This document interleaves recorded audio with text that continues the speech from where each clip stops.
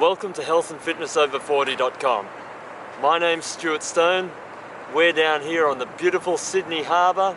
That's the Harbour Bridge in the background, and over that shoulder you can see the Sydney Opera House.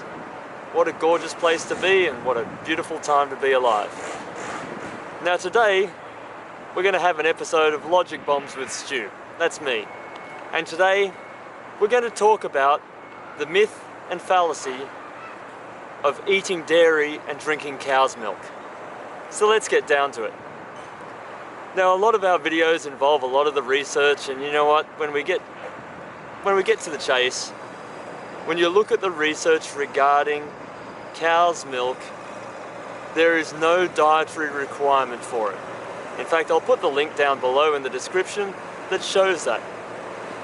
But also, various studies have shown that the more milk you drink, it actually promotes the risk of fractures and osteoporosis in the body. Why?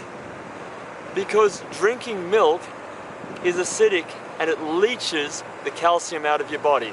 So again, I'll pop another study down there for you to have a read of so you can understand the risks associated with drinking milk. And not just cow's milk, but milk from any other species. There's no need for it, and at the end of the day it's not that good for you. But this segment is called Logic Bombs. So let's drop a few logic bombs and examine things using a bit of common sense. Now, if you watch any of the ads on TV, you'll see all these dairy ads and cheese ads and telling you how dairy is good for you. What they leave out in their advertising is that dairy is good for you if you are a baby cow. It's just like sheep's milk is good for you if you're a baby sheep. Elephant milk is good for you if you're a baby elephant. And human milk is good for you if you're a baby human. But that might not be obvious enough. Let's think about it in a different way. Dog's food is good for you. Sounds ridiculous, doesn't it? Eating dog food, short or long term, is probably not going to be that good for you. So let's finish the sentence properly. Dog food is good for you if you're a dog. Well, as we're not dogs, we're not going to eat dog food. So by applying that same logic, as humans, why are we drinking other animals' milk? It just doesn't make any sense, regardless of the health reasons, which are down in the description below, so have a read after you finish watching this. But let's look at it again. Let's reduce things to the ridiculous so we can get some perspective on this. Even if cow's milk was good for us as humans and not just for baby cows stop drinking that stuff when they grow up. As adults, they eat grass and they drink water.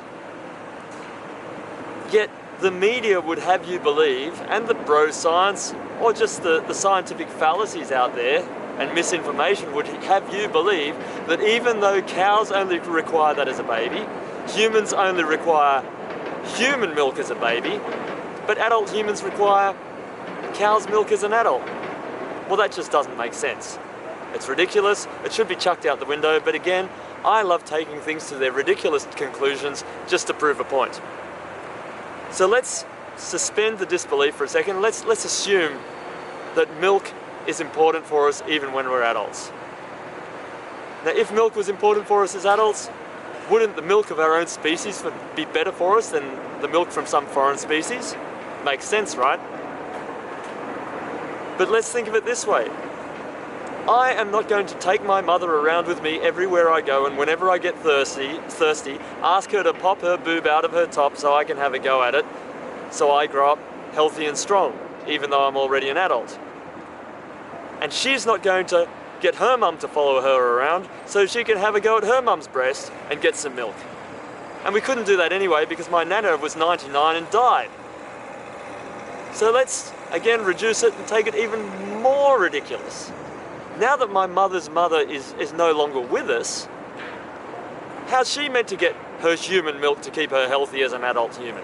It just makes no sense. So let's chuck all that rubbish out. Let's forget about drinking the milk from another species that is often so full of pus and blood and other foreign materials because that poor cat's, well, if we're drinking cat's milk maybe, but let's get back to cow, that poor cow's teat has become so damaged from being milked twice a day, every day, that it starts to bleed and become infected.